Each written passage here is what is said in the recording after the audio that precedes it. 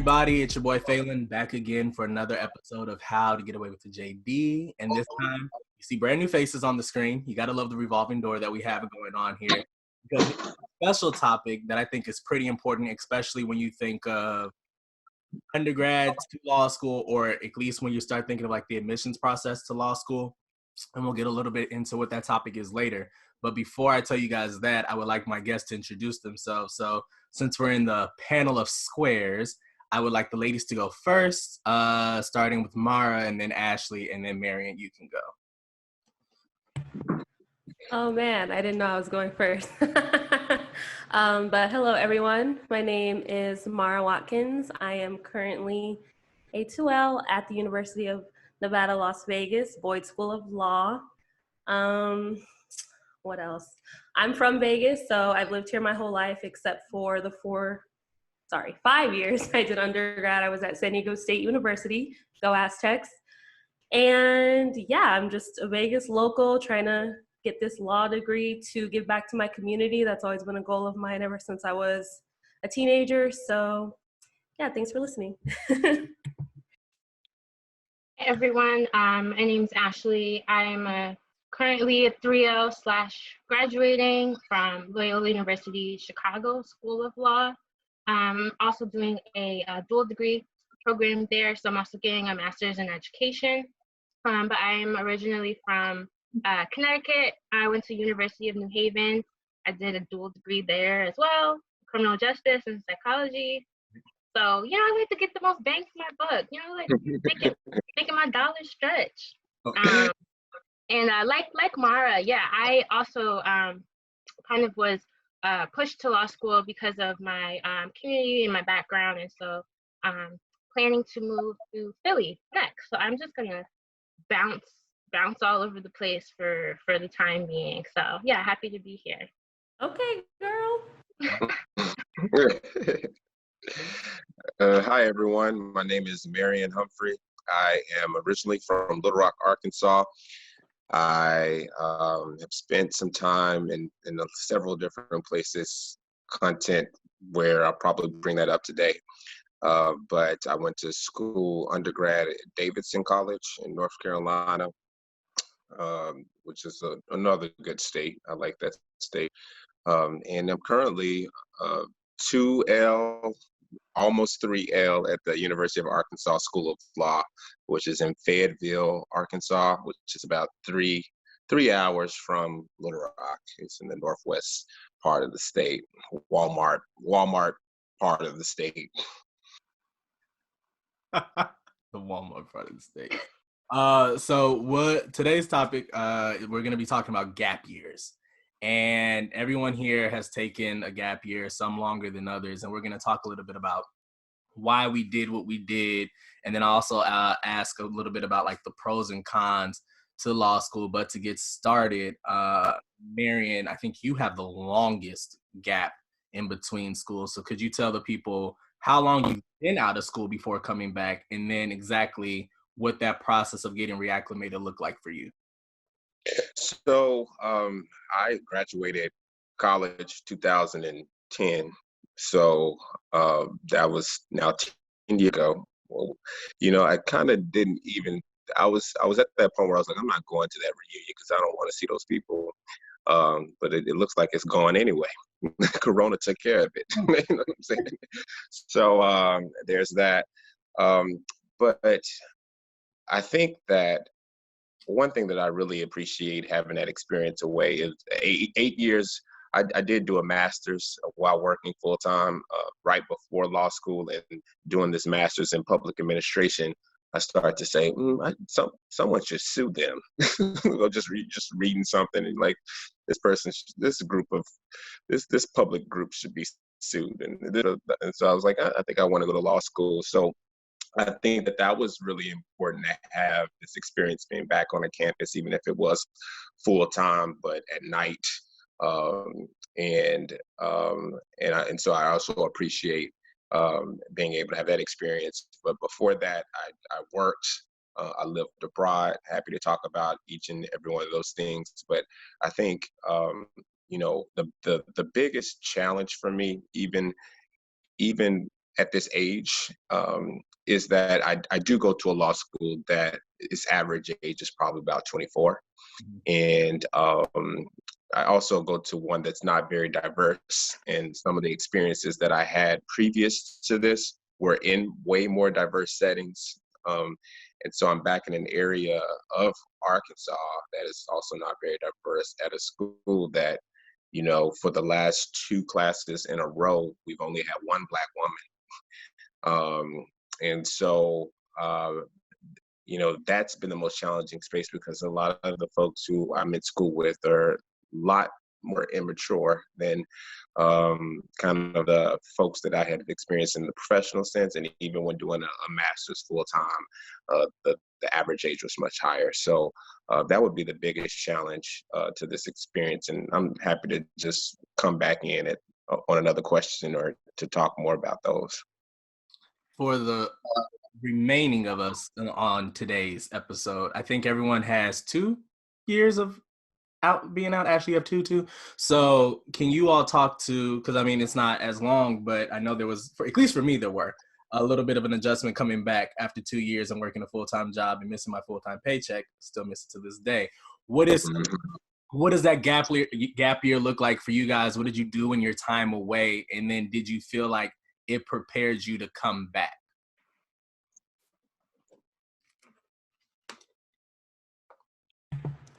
I can go. So, like I said, I didn't say it. I motioned it with my hand, but they can't see me. But I did 2 years for a gap year. And the reason I did a gap year was because I did an internship at the city of San Diego prior to graduating from college. And every person I talked to in there either took a gap year, and by gap year, like they took a substantial amount of time off, or they went straight through and wished they had taken time off, because basically the general consensus of that was that once you start law school, you don't really have that time to enjoy just living. Like, I mean, obviously we're going to enjoy our careers and what we do, because that's why we're in school for it. But you don't really get that time to just be and exist and not have like the stress of law school, or the stress of clients, or the stress of, you know, just the profession in general. So they said if I could take time off, that I should. And it was a battle with my mom specifically, but she wanted me to go straight through. But I had a really rough, like I said earlier, I did 5 years of undergrad. I didn't do 4. I did it slow and steady. I'm the first person in my family to go to college, so I didn't really know how to navigate that. And, you know, so it was a learning experience for me. I probably could have done it in 4, but I'm happy I did it in 5. I didn't want to rush it and get something wrong or put too much on my plate. So yeah, I took the gap years because my 5th year of undergrad was very rough for me. I was super involved on campus. As I said, I was working at the city attorney's office. By working, I mean I was interning, so I was not getting paid. So then I also needed to work to sustain my living. And I was, you know, different activities on campus, sorority, all that good stuff. So I just was super busy, and I was having a really bad 5th year. I had panic attacks like every few like days, not even weeks, like every few days I was either having a panic attack or an anxiety attack. So I was like, you know what, if I go to law school straight through, I'm gonna drop out. Like, I'm not gonna make it. So I took those 2 years off, and it was really a period of reflection for me, and really, you know, is this what I really want? Not just the law degree, but just what do I want out of this life? Like, when I pass away, what do I want my legacy to be? Do I want to be known as this kind of person? I wasn't really happy with the way I was living at that time. I was very much, you know, just my way or the highway, very stubborn, very, you know, you're 23, you know, at 23, you think you know everything. So, so I just took those 2 years to really get to know myself so that I could be a better friend, daughter, sister, what have you, everything to everyone that I know. I really wanted to learn more about myself. And I feel like I'm really glad that I did that, because not to talk mess about anyone that I'm in school with, but I feel like a lot of people lack self-awareness in law school. And I think a lot of those people are people who just went straight through. I mean, obviously that's not like a general thing, like it really is person by person, but usually people who have worked in a real world setting and haven't been in school their entire lives bring a different dynamic to conversations that people who only know school can't really relate with, if that makes sense. So yeah, that's my journey. Yeah, I want to say I'm probably less strategic than the Tamara and Marion, because I did not take my 2 years off with the mindset that I'm going to law school. It was, I took the 2 years off thinking I would go into a particular career and I'd make certain changes, and that, I hit some brick walls. And I think probably if I went straight through, what happened I think first week of my senior year of undergrad is that I got a job offer from the company I have been interning with for the last couple of years. And I debated about taking that. I was like, this is not what I want to do. It's an insurance. I want to be like, work with juveniles, work with probation, and like, maybe going to psychology grad program and more counseling based. I either wanted to be a counselor for juveniles in detention centers and prisons and things like that. And so I was like, this has nothing to do with that. And my mom was like, you don't turn down no job and you don't have no other job. And I said, yes, ma'am. Let me take the job. You're right.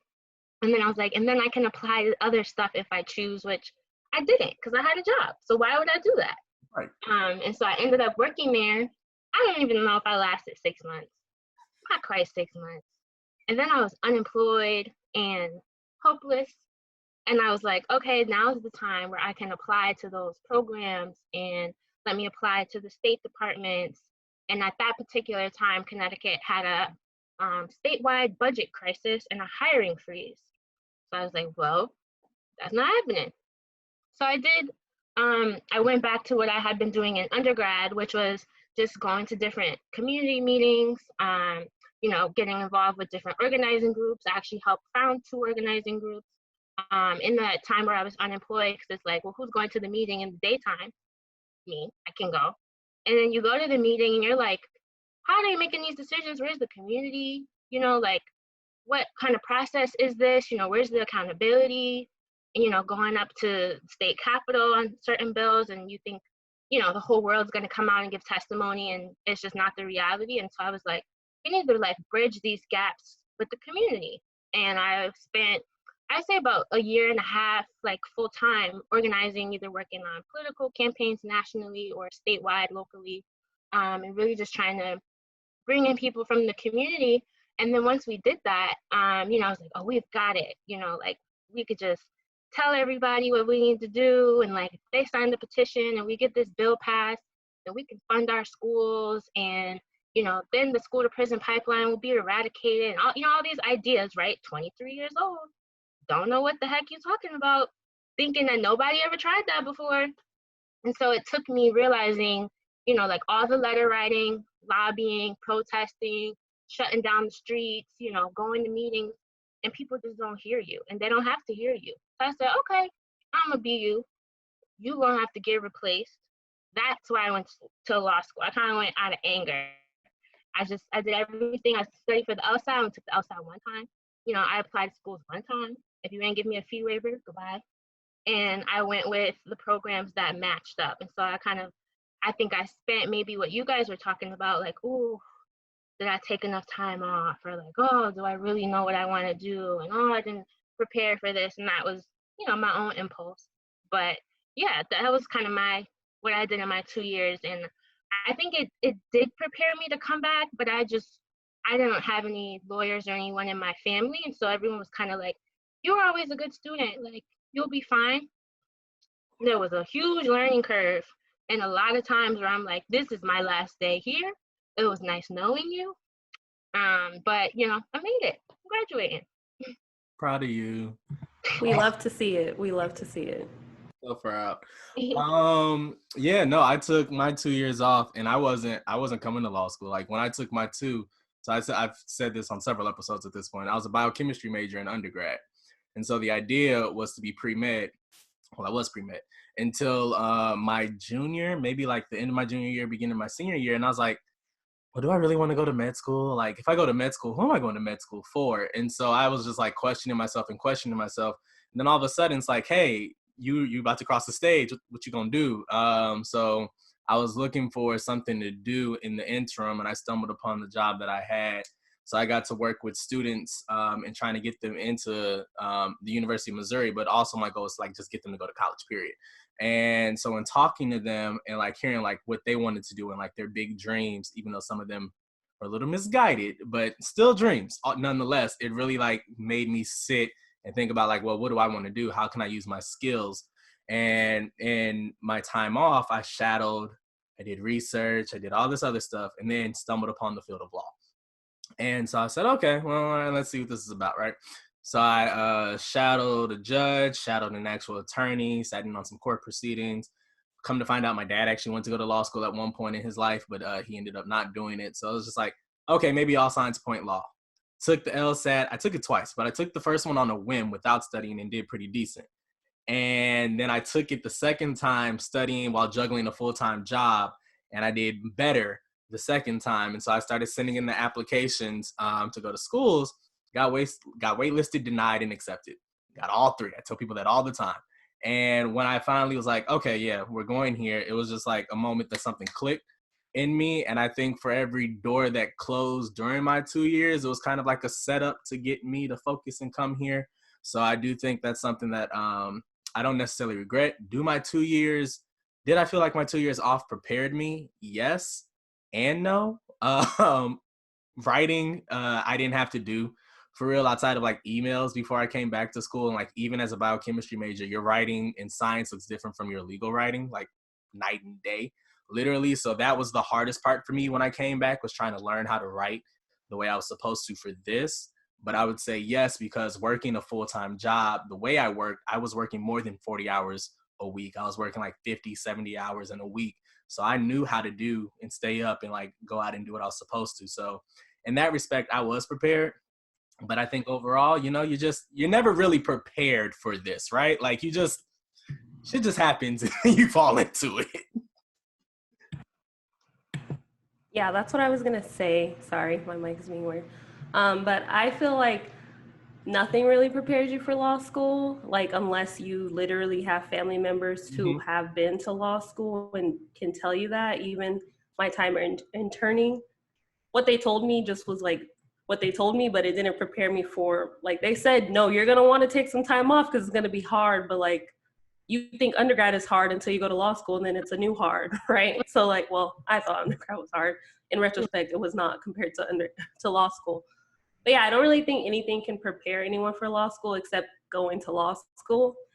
And legal writing, as you mentioned, is just a whole nother beast. I was a little bit ego checked when I took legal writing, because I've always considered myself a good writer. I was a criminal justice major as well, and I had a heavy sociology focus in my criminal justice major. So I wrote papers in my sleep. Like I could write a 10-page paper, research paper in like 24 hours and turn it in and get like a B+ without even trying. So when we did legal writing and I got that first grade back, I was like, what is this? No, I'm a good writer. I've always been a good writer. I had a blog during my gap year too. So like I was always writing.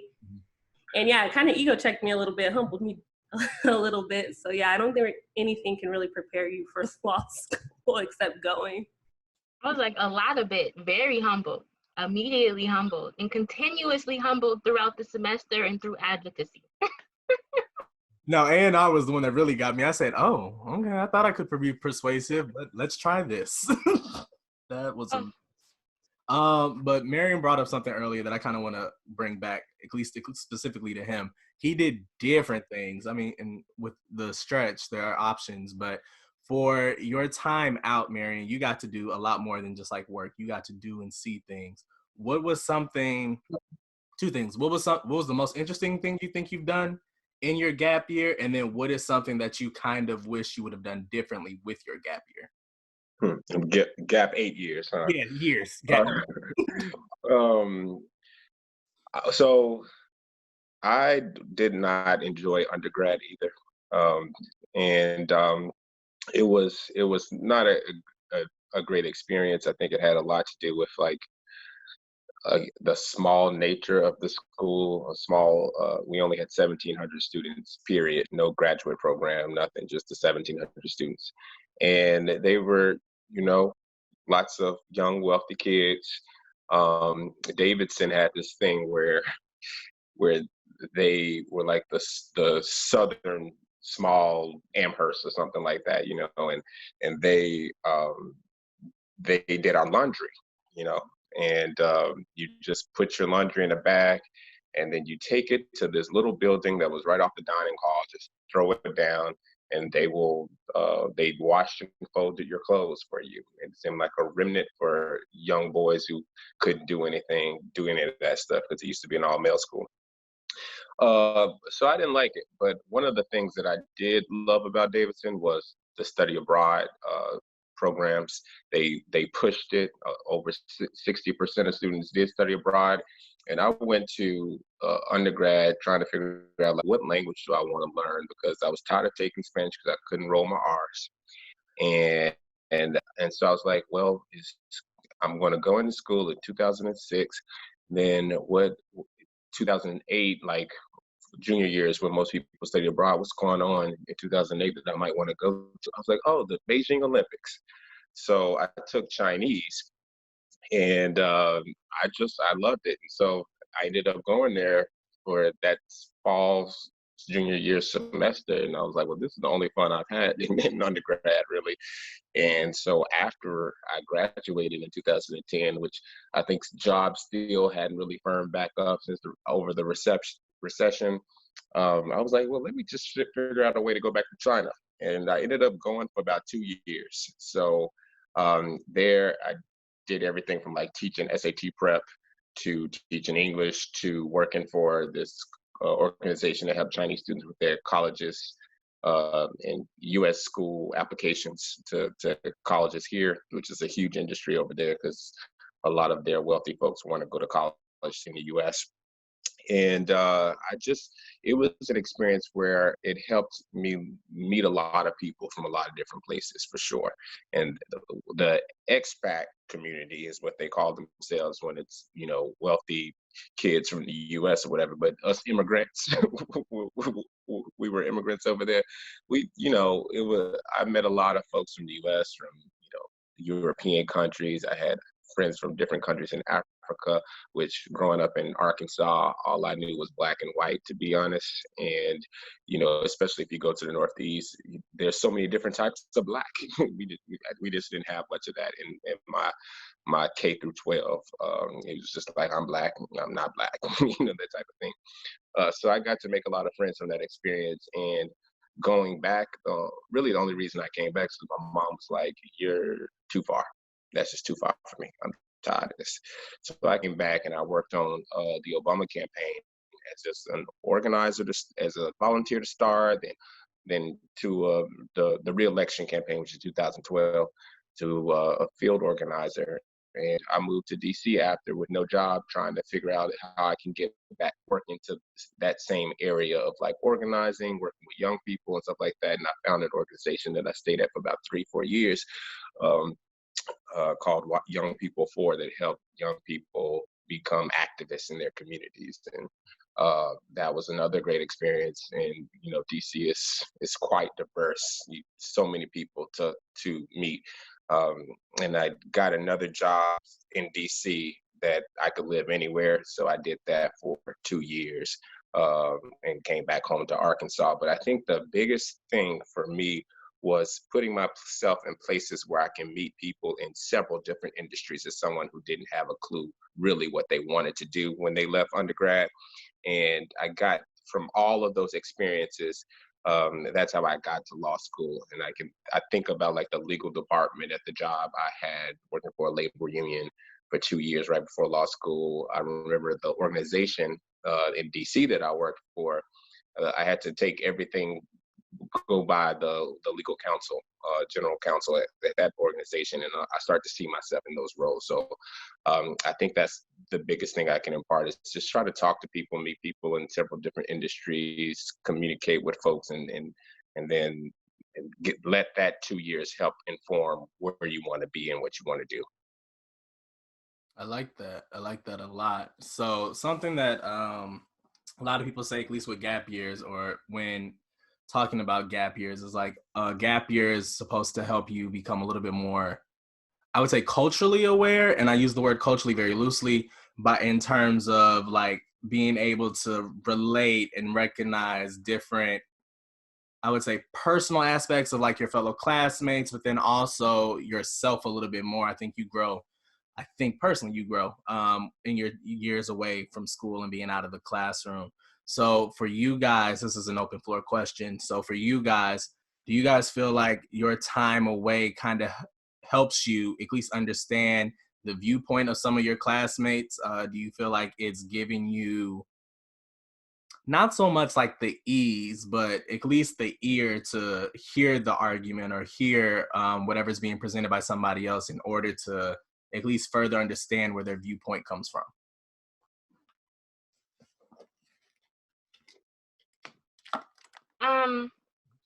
I want to say yes, but I think also it was really the misunderstanding of the other side that I think is still helpful for law school. Mhm. I did say, I'm from Connecticut. I don't know what people think of when they think of that, but where I'm from in Connecticut is 70% Black.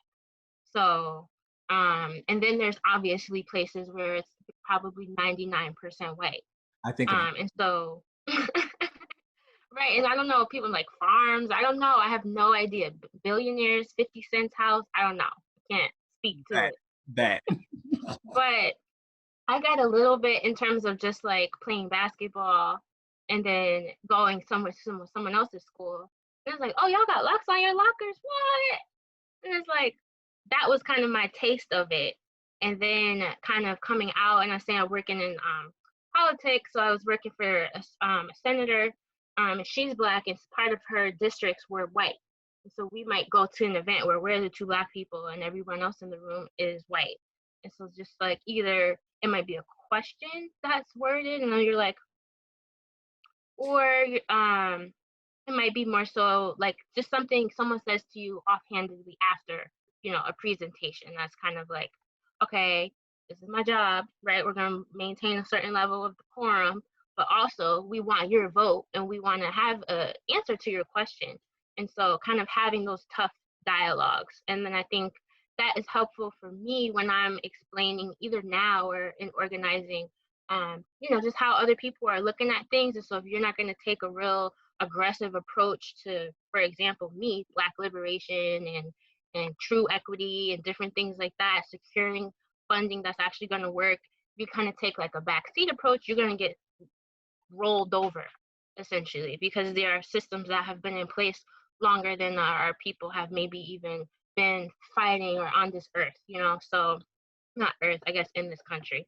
So there's just those kind of like strategies, and you're just like, you really realizing that, there's a whole different world out there. We are not the majority in any sense, really, in any really anything. And so especially in the legal profession, I know people, they throw around the 5%, and it's been 5%, it dipped a little bit, and so it's like it hasn't been 6, 7, 8, 9 to like, we're not even there yet. We're just trying to maintain 5%. So it's like, if you think of it in that sense, it's like we have a lot of work to do. And so I think it's easier for me to kind of, come from a certain community where I'm probably the only person of maybe 3 that went to law school, let alone, certain communities where everyone goes to law school. So what kind of, how is that person and their community better suited to serve than me and my 2 friends, trying to do everything. So I think thinking of it like that is where I was like, okay, like, we don't have to agree, but I'm going to shift my strategy based on how you've been operating and how your community operates, and that type of, I wouldn't call it collectiveness. It's not the right word for it, but maybe nepotism is maybe a better word for it. And we just don't always operate like that. But if we're going to have any sort of success, it's necessary. I think for me, I wouldn't say that my gap years helped me see other people's opinions, or I kind of forget how you worded the question, but I grew up in Vegas, right? And Vegas is super diverse. I actually experienced culture shock when I went to San Diego for San Diego State University, and there was much more white people than I was used to dealing with in my regular day-to-day life. Like growing up, my best friends were Ethiopian, Bolivian. I had white best friends. Like, you know, it was just diverse. Vegas is a place where everybody comes. So going to undergrad, that was where I kind of learned to hear other people's different opinions. And I think my gap years are where I developed the patience and the ability to not wear my emotions on my face when people say some stuff that I don't agree with, or that I think they just don't have they don't really understand what it is that they're saying. They're saying it from their limited, like, you can't take these things personal sometimes. Like sometimes people just literally have not experienced anything else. Like there's a lot of people at my law school who I wouldn't say I know for a fact that they probably never saw a Black person until they came to law school, but if I was a betting woman, I might put something on that, you know, because, you know, you can just tell, right? You can just tell when you interact with certain people that they're not used to interacting with people who look like you, because they navigate a certain way. Now me, I'm used to interacting with literally anyone. Like I can interact with anyone and get along with anyone, as long as we keep it professional and respectful. And I think that the gap years, like I said earlier, I worked on developing that self-awareness and knowing when to just shut up. Like, you know, in your early 20s, you always have to have the last word. You always, well, at least me, I can't speak for everyone, but me, I was definitely one of those people who always had to have the last word. I was right, you're wrong. And now, you know, as I took those years, and as now, even still as I get older, I learned like sometimes it's just better to stay silent and just pick and choose your battles. Everything doesn't have to be a battle. Everything doesn't have to be a war. Like sometimes it's like, all right, you're gonna think what you think, and some people can be persuaded by logic and reasoning, and some people cannot, and you just have to leave them where they are. And I think that taking time off allowed me to learn that valuable lesson of not taking everything personally. Even sometimes if it is personal, you can't internalize all of that, or you're not gonna make it in law school, and you're not gonna make it in the legal field at all. So, Right. yeah. And yeah, that's something that I wish I had kind of learned a little bit earlier. Now there's like a recurring joke with a couple of friends of mine, because I'm one of the, like, I've learned that a little bit too well.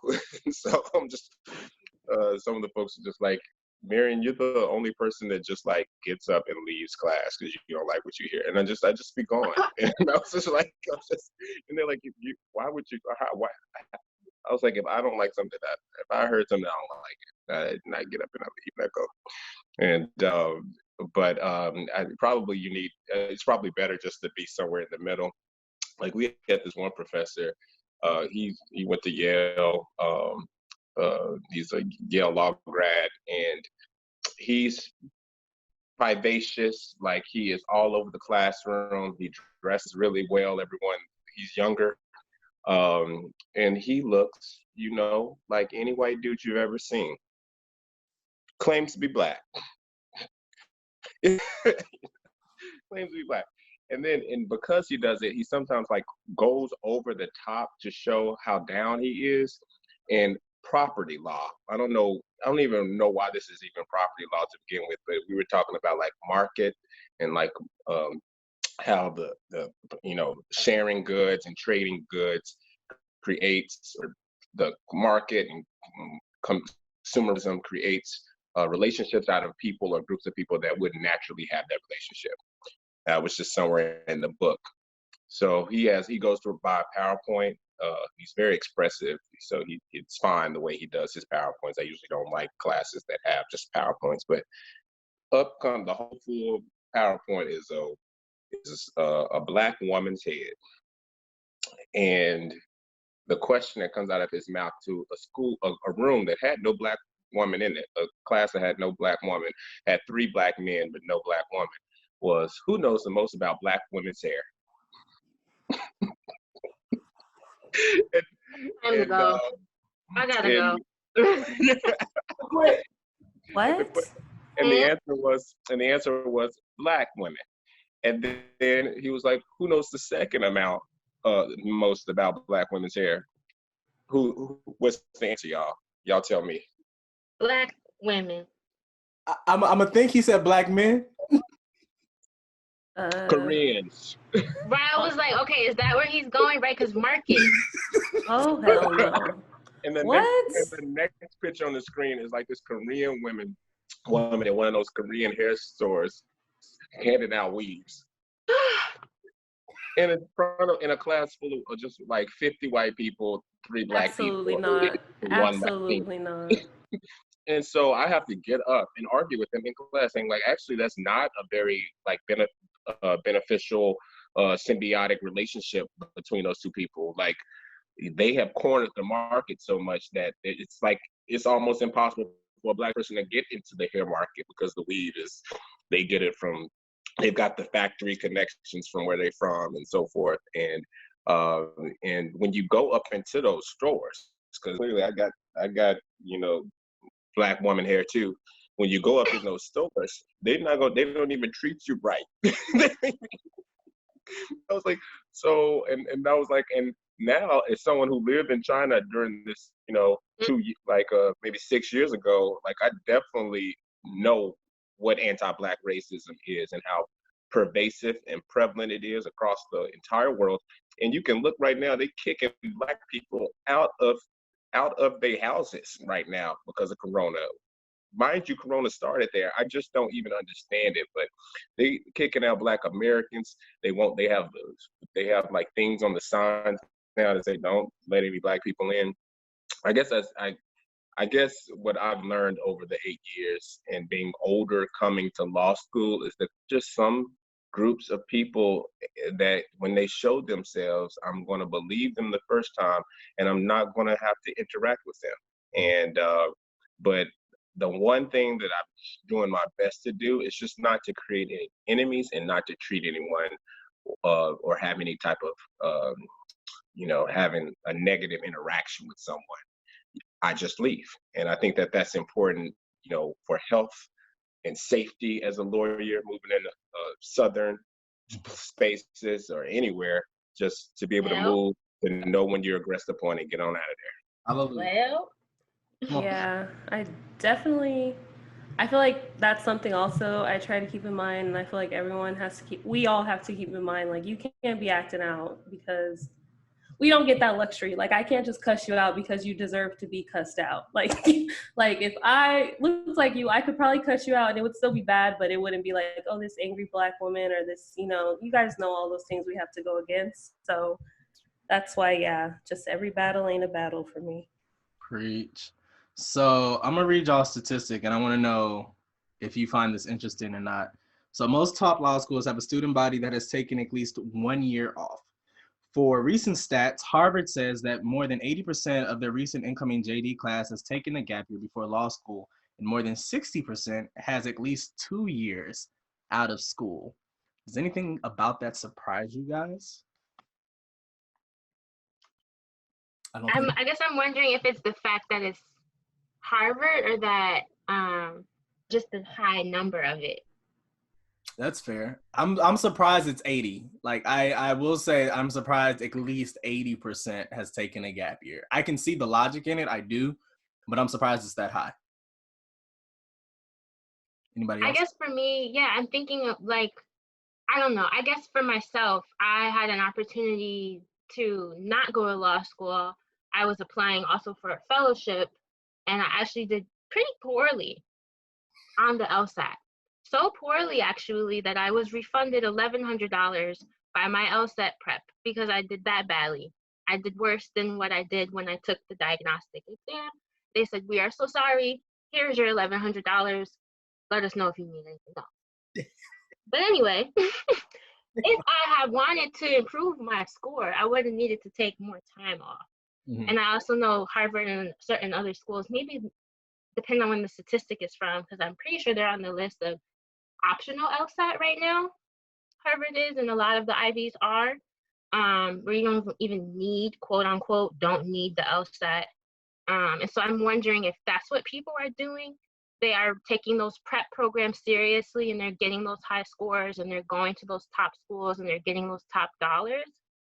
other than that, I think it maybe speaks to the legal profession in general. I know Loyola had a lot of dialogue this year because a lot of the either LLM students or we call them non-traditional students didn't feel supported in terms of like when classes are offered, if you have a family and like you're always having programs at these times when we can't come and we don't feel included in the school. And so there was a survey to kind of revitalize that, and they were talking about how it just really wasn't a problem. It was a small population of people and they did what they could, and now there's such a greater demand and like greater population that you can't ignore an entire non-traditional, population of students. And so I think that's maybe just overall the trend, and also this, I guess, expectations in terms of like, I want this type of career.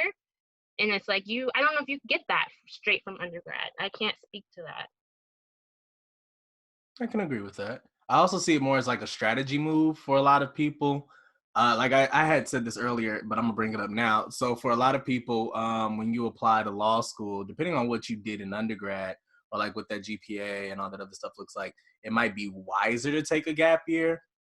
For strategy purposes, when applying, you have time to distance yourself from that GPA and that person that you were in undergrad, and you kind of can build a whole new profile around what you're doing. So all schools can really look at is at that point, weigh your GPA, but it wouldn't be as much, but then also your LSAT score, those letters of rec, and then who you are and what you've done since your time off, which plays pretty well to a lot of people's advantage who wouldn't necessarily have been able to go straight through out of the gate. So I do think a lot of that number is a strategy game, especially for people who want to go to like T14 schools or want to like vary their money in terms of scholarship. Taking the time away to get a little bit separation between you and that GPA from undergrad is a way of doing things, which, I mean, I didn't think about it that way because, I mean, I didn't think about law school, but I do think if that's something in somebody's wheelhouse that's to consider, it is a smart move to do, because if you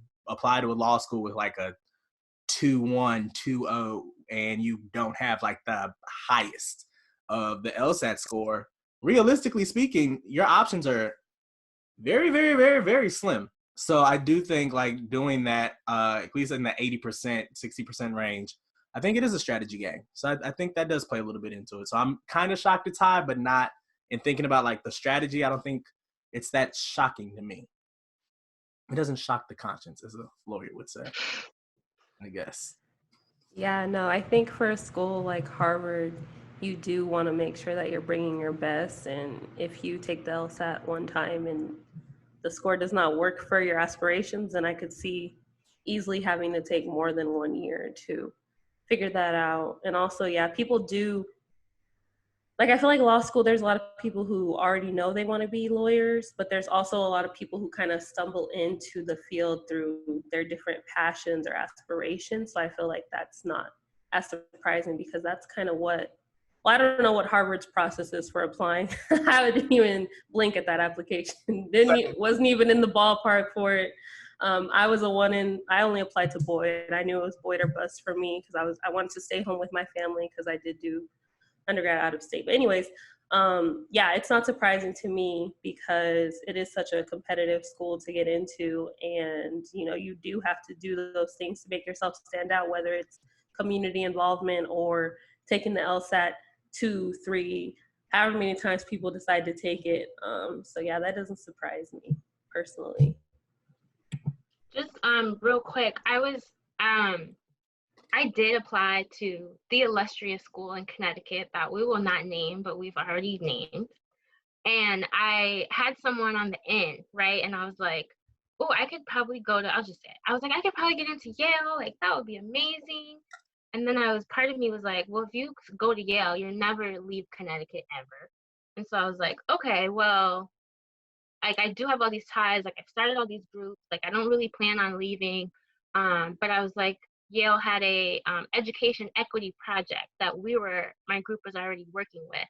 And so those were the type of letters that I got, right? So someone from Yale that's like, I've been working with Ashley closely on this issue, and we can continue this when she attends law school, and she can take my clinic, la, la, la, the whole thing. And then I kept waiting, and I was like, waitlisted, and I was like, what's going on? I checked in with my friend in admissions, and she was like, honestly, if you really want to come here, you need to retake the LSAT. She's like, that is the main barrier preventing you from coming to the school. She's like, everything else checks off. She's like, everything is like, you had great GPA, great letters, great personal right statement, person who's been in the community, you're from here, you live down the street your whole life, you know, everything's great. She's like, they can't take someone that low, you're gonna mess up their range. Like of, you know, I guess it's like the lowest is usually about 152, 155, I know for you Chicago, and then up to a perfect score. And I was not in that range. And they were like, that doesn't work. And I was like, well, I'm not paying again to take the LSAT. If that's your only criteria, I don't really want to be there, and I will see you later. But again, if, you know, had I taken the time, yeah, it would have been differently. Well, that's hilarious. I mean, also something to think about that I think you guys brought up earlier, but I also kind of want to touch on again. In taking time off, like if you know you want to go to law school, if you don't, okay, let me figure it out. But if you know you want to go to law school and taking time off, also figure out like what the school wants, because a lot of schools are now either test optional, as in LSAT maybe if you want to, which means your GPA and your other materials have to be top tier, not a flaw in them. But also a lot of schools have also added the GRE as an option too. And I can't fake. If Mizzou would have done the GRE, I probably would have taken the GRE because I wanted to get a dual degree. But they told me that for my dual degree, I would have also had to take the GRE. I wasn't taking that many goddamn tests. It wasn't happening. Oh, really? See, I got waived in because I took the Nope. LSAT. I asked, I said, well, I'm taking the LSAT. Here's my scores. They're like a way to compute it. They said, no, you would have to take the GRE as well. And I said, nope, bullshit, not happening. Correct. Goodbye. That is so weird. Yeah, Boyd has it that if you do the MBA JD, you don't have to take the GRE. You just have to take the LSAT. We're in the Stone Ages in Missouri, as you all can see, so sucks. But yeah, no. So I mean, like, if you're interested in going and you know you want to do like a dual degree program or something like that, check to see if they take GRE or if they take the LSAT, if they take one or both. So you know what you're studying for, because the LSAT is quite the bitch. I'm not even gonna fake it. And there are aspects of the GRE that aren't that easy as well. So depending on what your skill level looks like, one test might be better suited for you than the other. Just throwing it out there. But back to this gap year conversation, right? So what do you guys think the biggest con in your gap time was? And then what do you think the biggest pro that came out of your gap time was?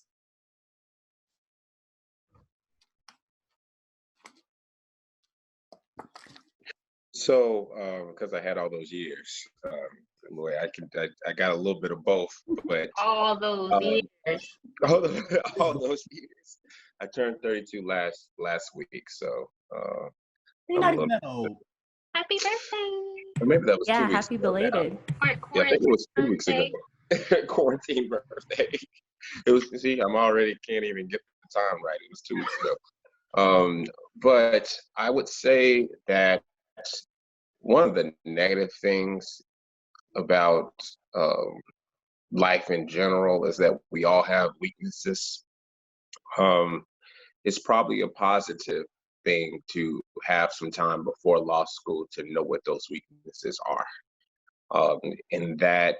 And sometimes you just don't get that from an undergraduate experience. One of the things that I didn't get to do much during undergrad was to work, to have a job, be in a professional setting, which everyone doesn't have those competencies built in, or do not. No one has the competencies built in, but aren't raised in an environment where they may see a professional leave the house or get to interact with people at their parents' work and kind of see what that looks like. And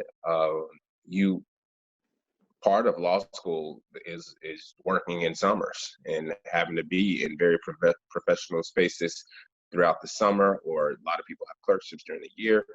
I think that it was really helpful for me to see that, because I do know there have been law students who have kind of lost opportunities based off of how they operated in a professional setting the first year, or based on how they operate if they have a clerkship during the year. And in a place as small as Arkansas, sometimes that has like lasting impact. And so I think I think the best and worst thing were the same for me. One is that when I learned my weaknesses, and some of them are character flaws, when you learn what those are, then you have to develop some time to be able to not let them show up in spaces. You have to be productive. You know, some of us like to go out and have a good time, and uh, maybe I didn't need to have a little whiskey in my drawer at work, but something like that. I'm just, but I was just like, you learn from a professional space having to be out in the world.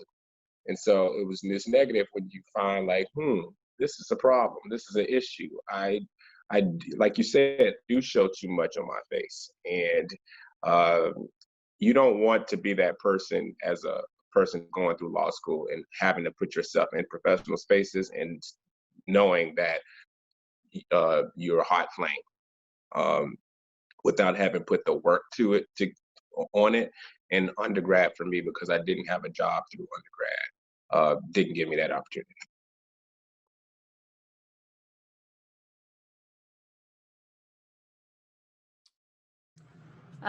So for me, I would say the pros of my 2 gap years. I mentioned earlier, developing that self-awareness, as he touched on as well, just, learning what is going to set you off and figuring out ways to deal with that so that it doesn't set you off, or you can at least hold your composure till you can deal with it once you get home in the privacy of your own space.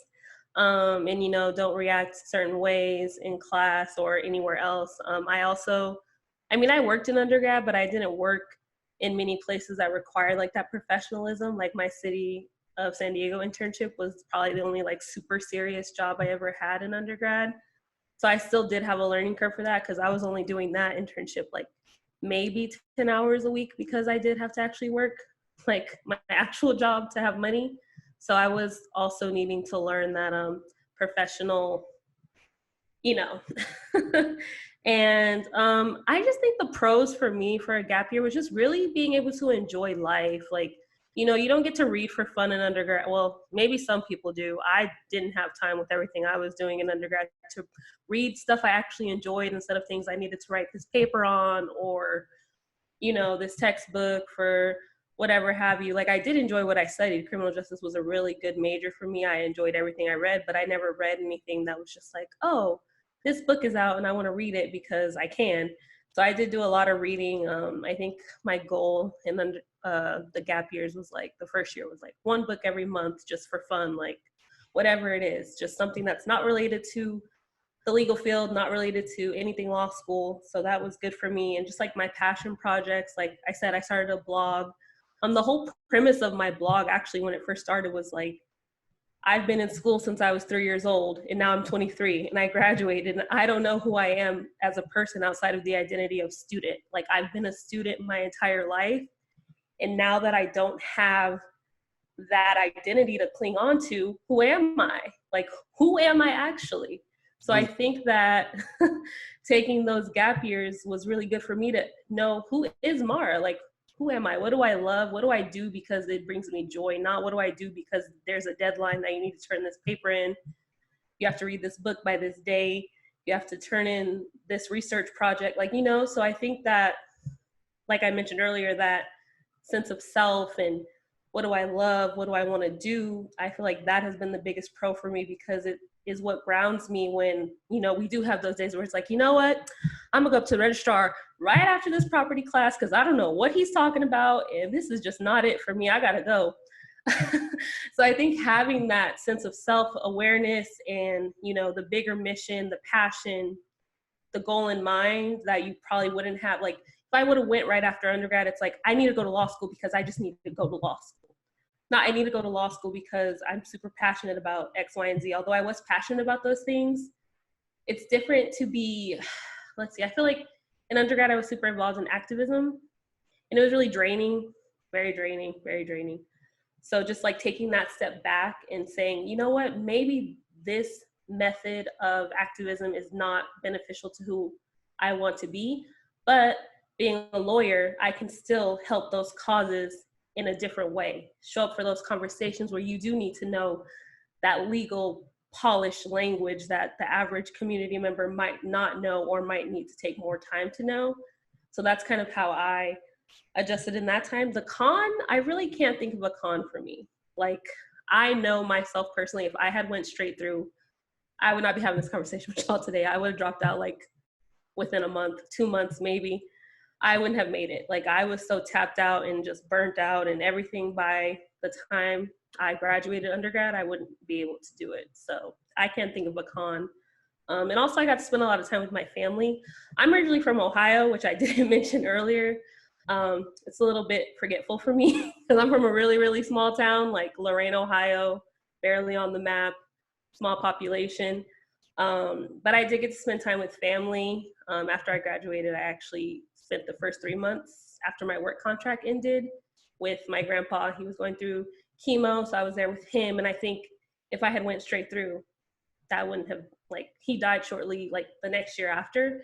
And I know that I would have regretted that if I had went straight through and like not been able to spend that time with him or my other grandparents. So yeah, I can't think of a con right now. Maybe if someone else shares a con, I'll be able to think of one, but I can't think of one for me. So yeah. I got you. I got you.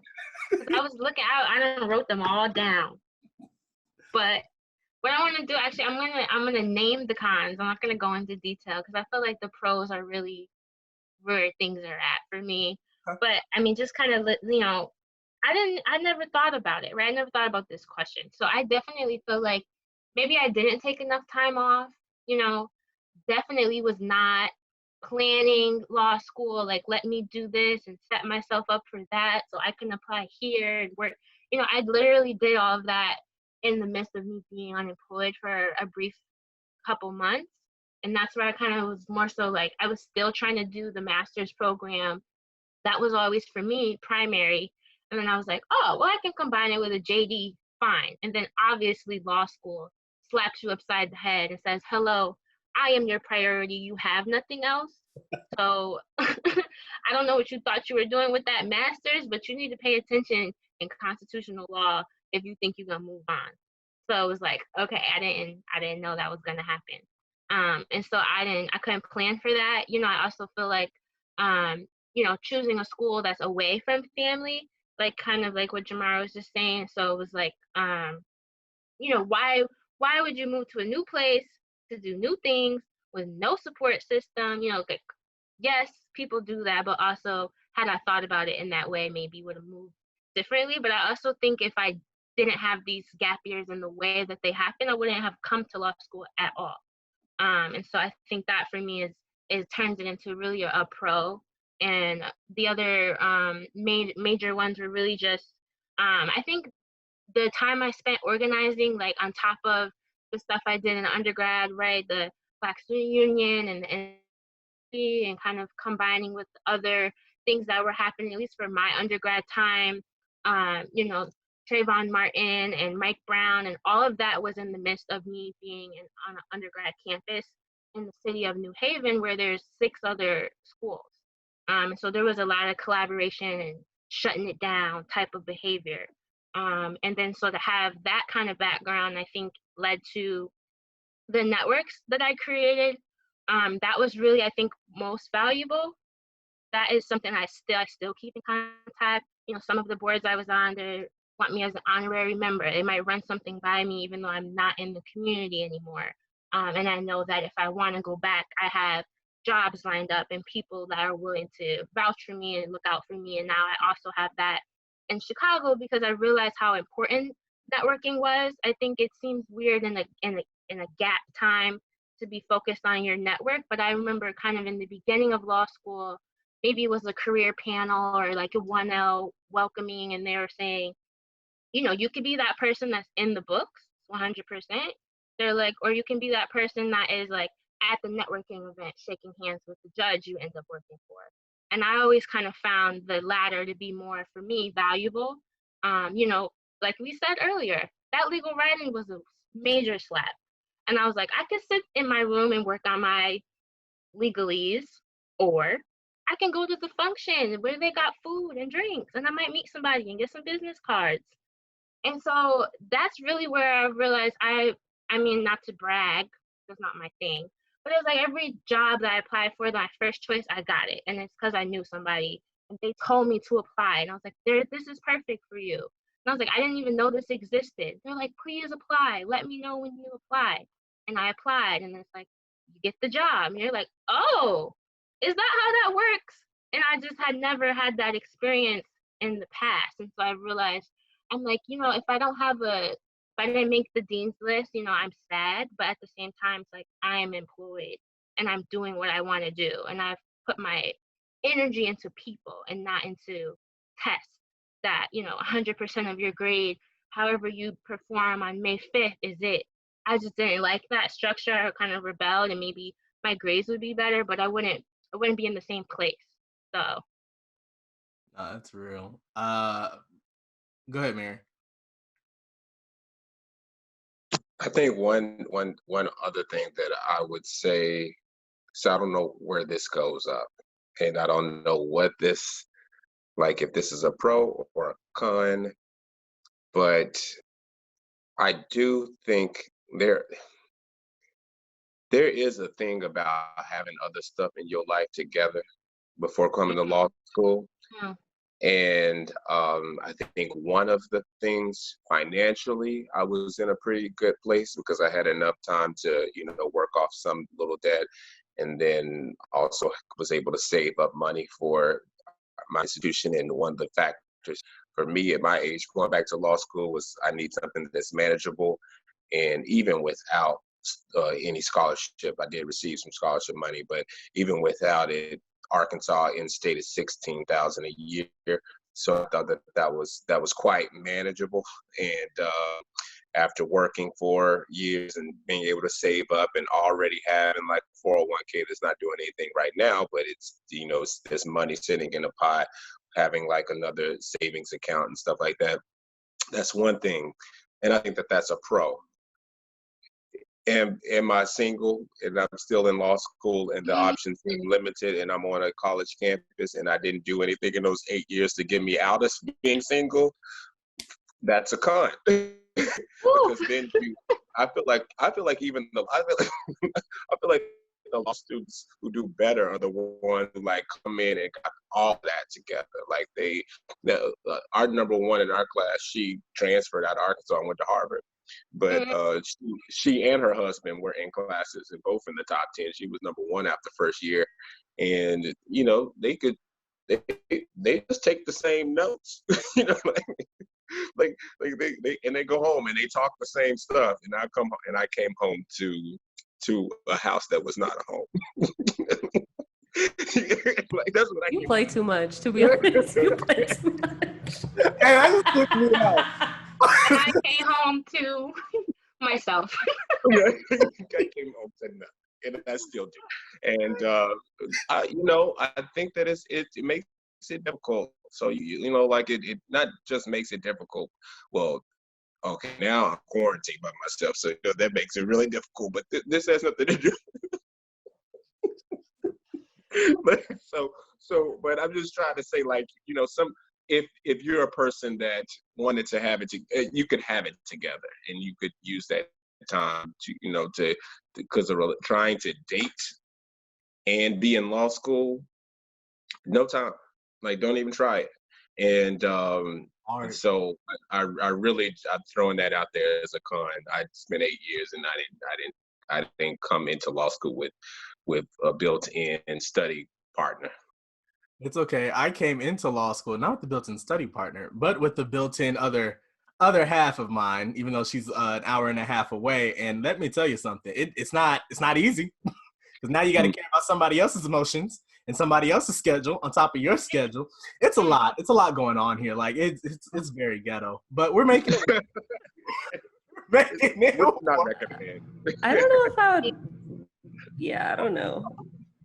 It's interesting. I don't know if I could ever date a lawyer or somebody in law school at the same time. We'd probably kill each other. So I don't know. It could be kind of fun. I feel like I love that for people it's for, but it's not for me. Like, I don't think I could date another law student. Like, all things aside, I find most law students, we're all kind of similar in a way. And as I mentioned, I do like to be the person that is right. But when like, like when you both know how to like argue your points really well, when is the argument ending? It's not. Now we've been arguing for 3 hours, and where does it stop? I just can't. Like, no, I'm just kidding. But no, I did talk about that with some of my friends too. Like, could you date an attorney, or could like when you're a lawyer? I feel like some people it works. I know a lot of couples where they're both attorneys. And just for my personality, I don't think it would work. I need like that escape of sorts. And definitely in law school, you need like that partner who can help you not always be talking about law school. Because I feel like in law school couples, that probably does happen a lot. And it's like, okay, but who are you? What is this partnership outside of law school? Like, what is your actual commonalities that I don't know. But I'm projecting too much onto other people's relationships. I don't know. Maybe it works for them. Wouldn't work for me. Yeah, if y'all have any questions about relationships in law school, go check the Lawyer Bay episode out. It's a couple episodes prior to this. But if anybody's looking for a potential Lawyer Bay, you got one over there with Marion. So, shoot your shot. Yeah, I think Marion's definitely looking. Marion is very available and very single and ready to mingle. He said, if you're trying to break social distancing, come through. Help him study for his finals. Nasty. Oh, tighten up. That was gonna come through right here. So That's funny. Around the time when we would take a break for letters for sponsors and all that other good stuff. Nobody's handing out money these days, so I'm a little broke boy. We're just gonna keep this bad boy rolling, right? So this would be the listener letters time. So I was looking through the inbox and I found a couple of letters geared towards gap years and like whether to take one and stuff like that. So I'm gonna read, I think, 2 that I think are pretty good, and then we can answer their questions. So give me 1 second. Okay, so this one comes from a young lady. I try not to say names, so let me make sure. All right, yeah. So she's basically asking, in your time off in law school, do you feel like you could have done something more, or a piece of advice you would give somebody considering taking a gap year? So Can I start? go ahead. So I literally just wrote at the top of my little paper, I wrote advice, and I wrote take the time. That's the answer. Because what I realized is I rushed myself. I rushed myself though out of fear, because I was like, the other option was to take a 2-year fellowship and continue doing the work I was already doing. And I think there was a little part of me that was like, you don't need law school, but if you want to do the certain particular thing that you want to do, which is basically relitigating, overturning Brown v. Board in certain cases like that, and like restructuring certain things like that requires litigation. If you want to like fight in your local community and like get funding for that community, you don't need law school. And so it was kind of me making that decision. And I think when you said in terms of how much Marion the school costs, and I was like, whoa, this 70,000 times 3 is hectic. It's very ghetto. And I did not need to do that. But because my LSAT score was so low, I did not get scholarships. What I did negotiate was some merit. Yes, I did negotiate. I called the financial aid office and said, what more can you do for me? And Loyola was the only one that answered the call. Loyola it is. Thank you very much. Sorry to the others. But I really was like, if I don't go now, I'll never go. And I don't think that's necessarily true. I think if you have a calling and a passion and a desire to do something, you will do it. Don't take so much time off that you don't end up going. But it's not a rush. It really is kind of what we've been saying. Strategy. Is your life lined up? Are your finances lined up? Did you get the score that you needed to get? Have you looked into the programs? Where are you trying to be geographically in the country? Like all of that requires a lot of time, a lot of inner self work, a lot of searching and Googling, calling schools. Did you go to the school? Did you meet with an admitted student to get what their perspective is like? I did all of that, and that's because I only had 5 dual degree programs. I only looked at dual degree programs. So I didn't have a long list, and I visited all the schools. But I think that for me was, I felt like, oh, just do it. Like, just dive in.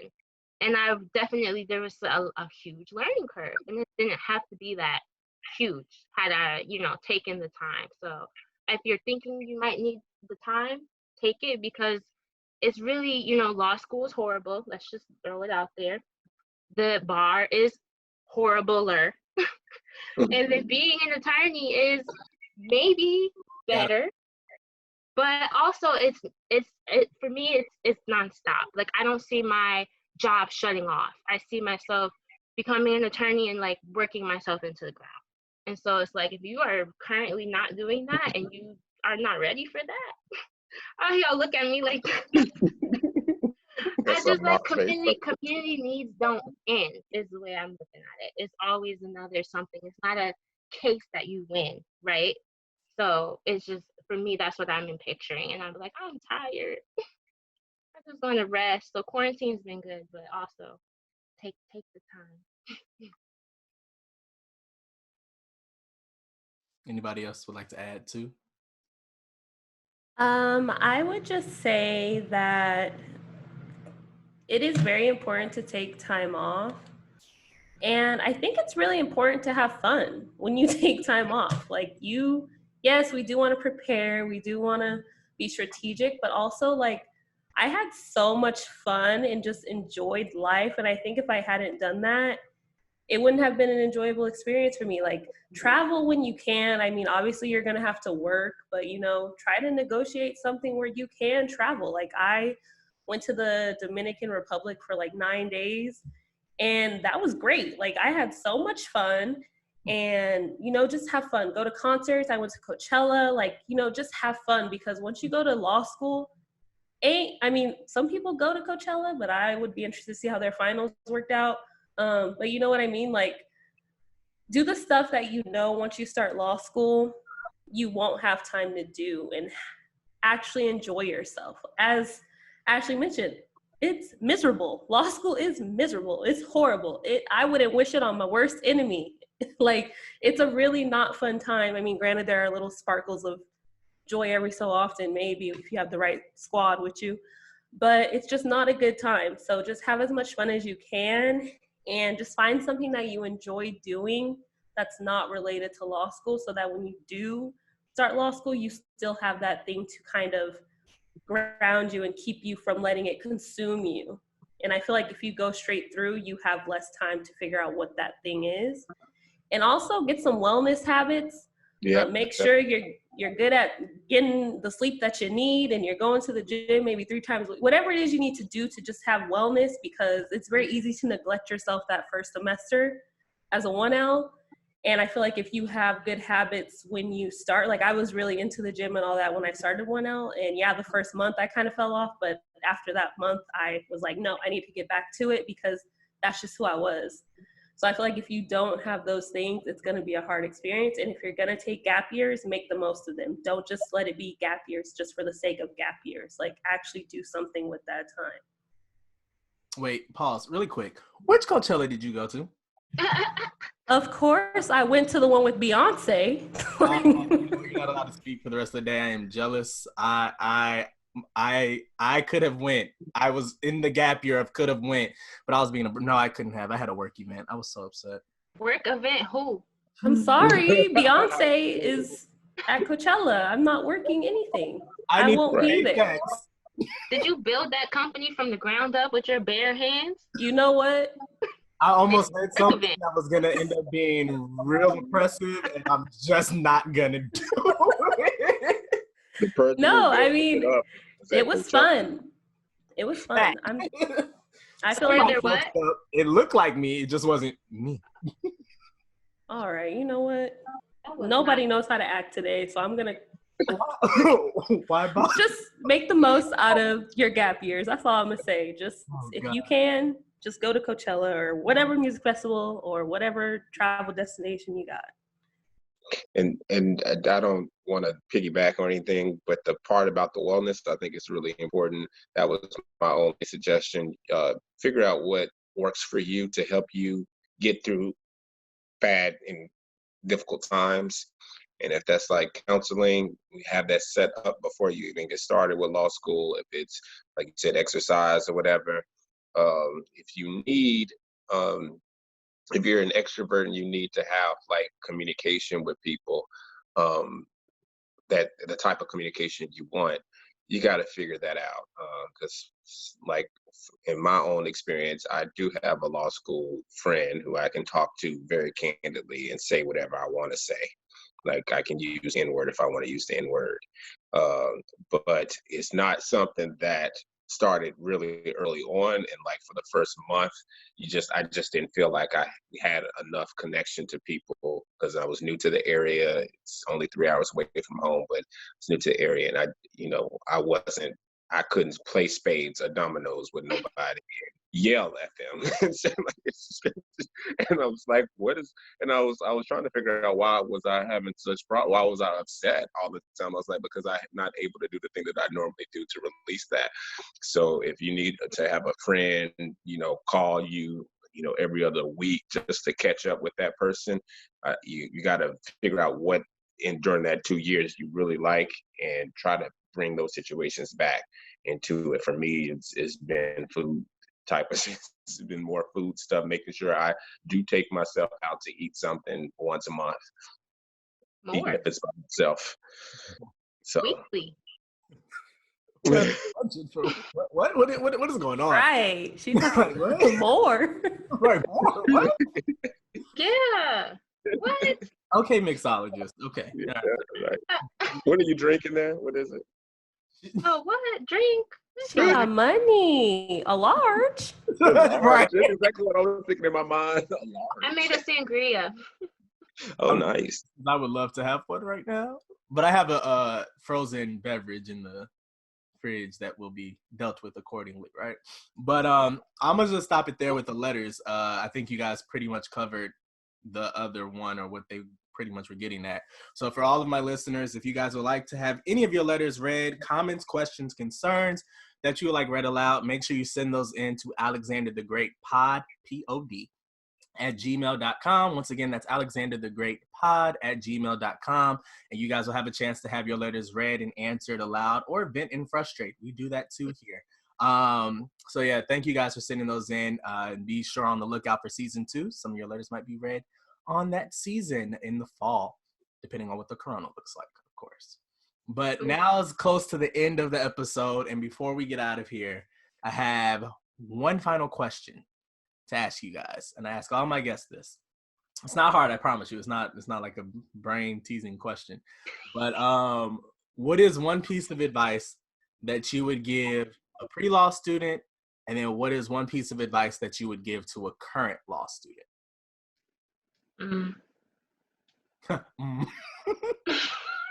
Ashley said, don't do it. Don't do it and get the hell out. That's it. Should I? But so I paused because I'm thinking of something else to say. I'm gonna come up with something more positive, I promise. More positive, get out. Okay. Yeah, I actually need a moment to sit with that. Yeah, let it run through you. Let the knowledge seep through. You want to steer the kids in the right direction. Kind of. So I thought of something. Okay. For the current law student, I think you go with who inspires you as a professor in those classes. There are some professors, some folks who say you should take bar prep classes. I don't think that those are necessary. We're going to have to take a bar prep class for 2 months. And if the professor is just not a good professor and they're not good in the bar prep and you don't like the way they grade, just don't take those classes, and be prepared to really work harder on business organizations when you do that bar prep class. But really go towards your passions and understand what your strengths are. I think the people who understand what their strengths are in law school do better course selection, are going to have better grades, better GPAs. And for me, the writing wasn't a problem. Actually, the only classes I get good grades in seem to be upper level writing, or LRW was my best grade. And so I was like, well, my law school second 2L year has been, where are the other more writing classes. I was like, let me find something.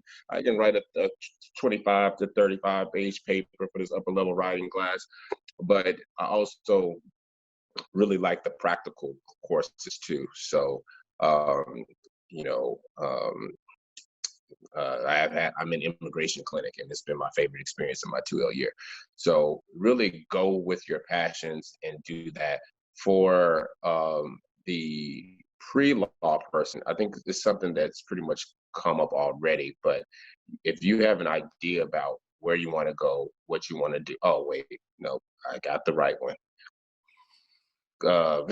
Conditional scholarships on class rank, and no.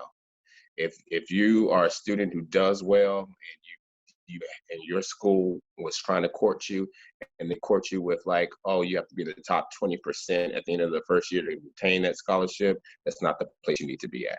If you had another option that gave you a scholarship that you just needed to have a 2.0 or a 2.5 or something like that, that's where you go.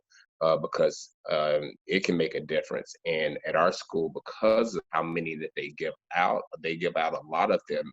So some, at least half are going to lose those scholarships.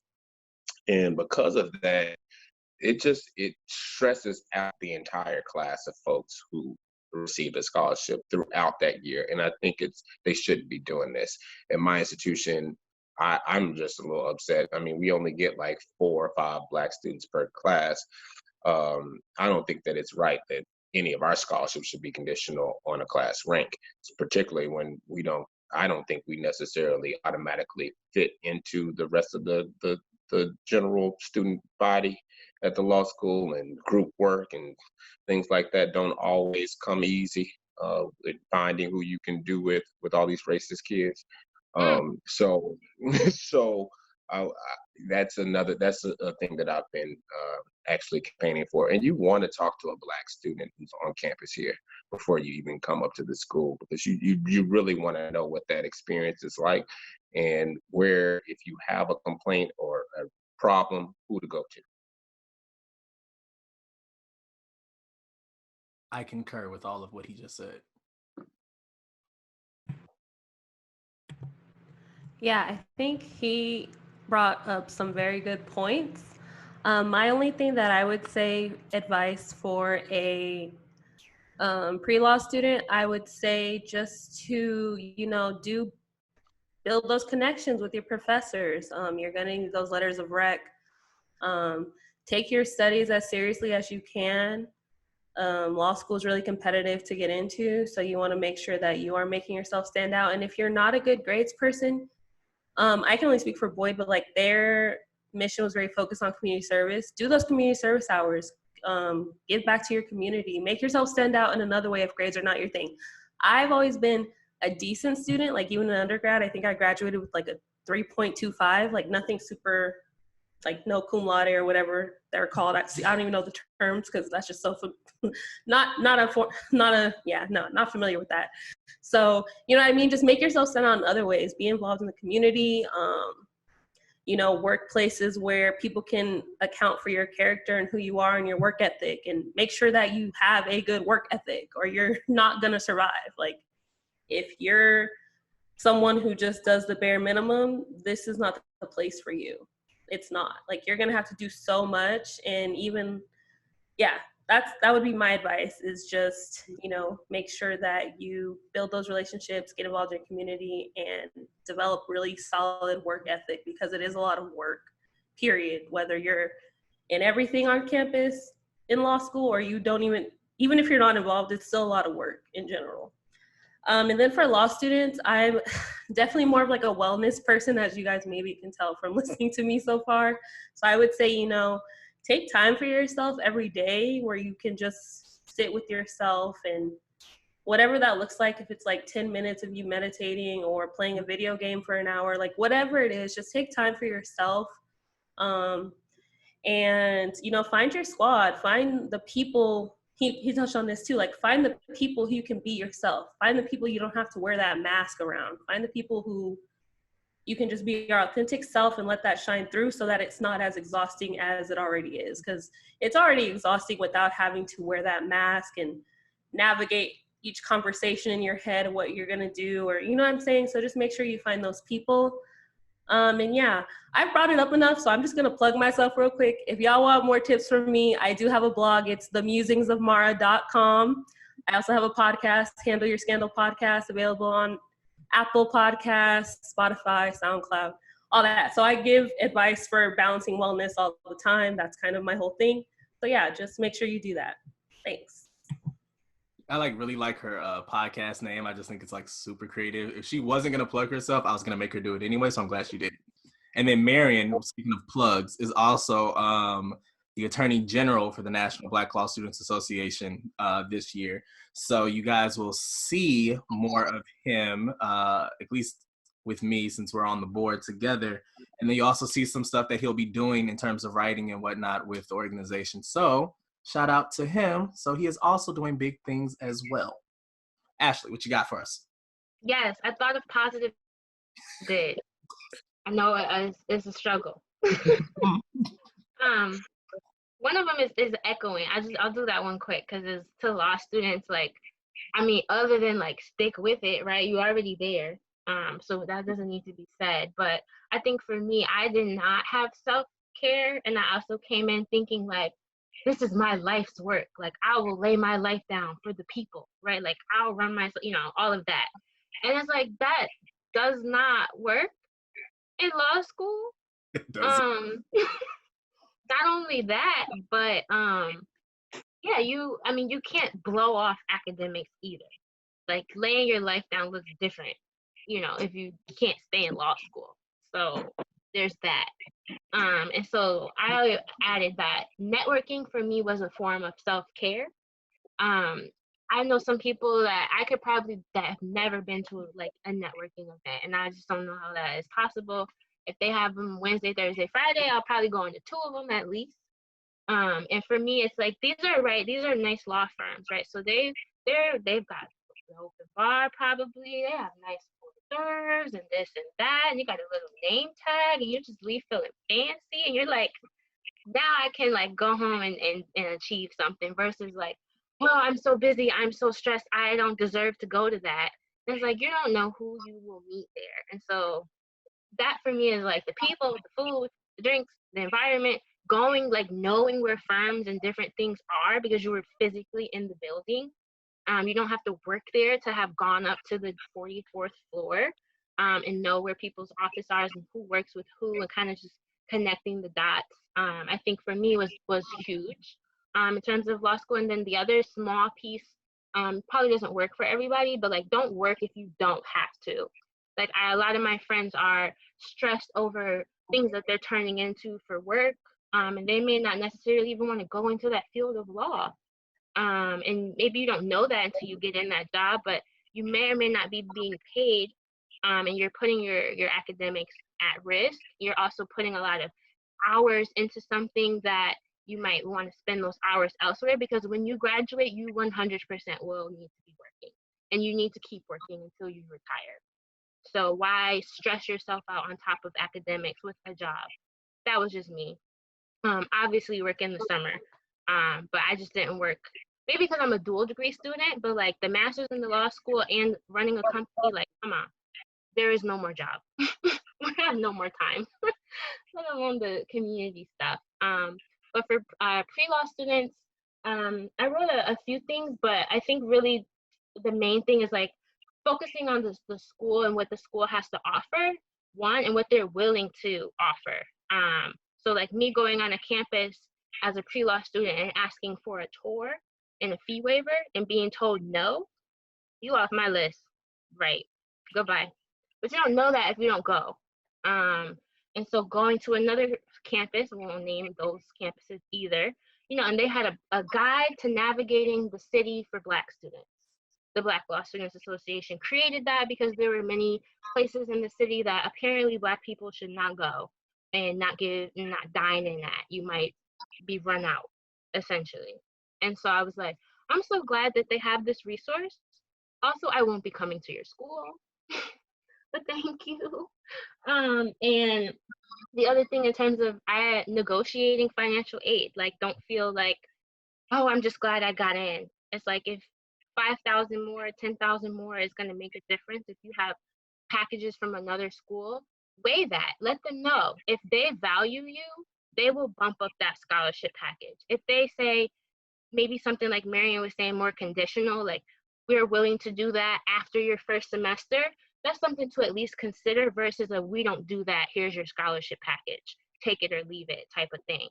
And then the last thing, it was kind of sad, but negotiating, I mean, not negotiating, but like securing letters, like be thinking of that. If you know you're going to go to law school, your undergrad professors are everything. And even if you are like wanting a specific niche of the law and you've been working, doing volunteer work with an immigration clinic, that's your letter.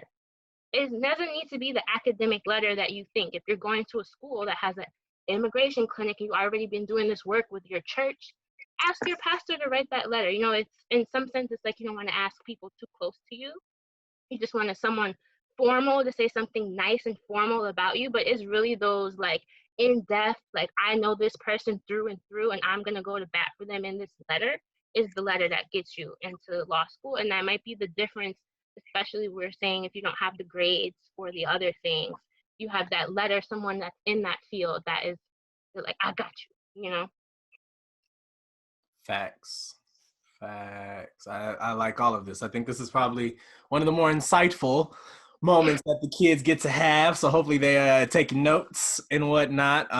So I like to thank all my guests for stopping through and hanging out once again on the podcast. For those of you listening, depending on where you're streaming, if you're listening on Apple Podcasts, that is the first time I've said that right without saying Apple Music, so I'm proud of myself. If you're listening on Apple Podcasts, Spotify, wherever you get your podcast, make sure you make sure you rate, comment, and subscribe. And then if you're streaming on YouTube, make sure you like, comment, and subscribe to the channel so you don't miss any more episodes of this season. And then when I come back for season 2, and who knows, you guys might see some of these new faces, but in person. Who knows? God, the world is so uncertain at this point. But thanks for hanging out with us, guys. We really appreciate you. Make sure you guys continue to listen to How to Get Away with the JD and send in those letters. If you guys have a topic that you would like to hear, send that in too, and we'll get that together for you guys.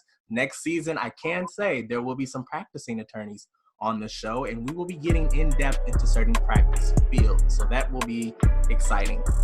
But thank you guys again for listening, and we will see you later. Peace.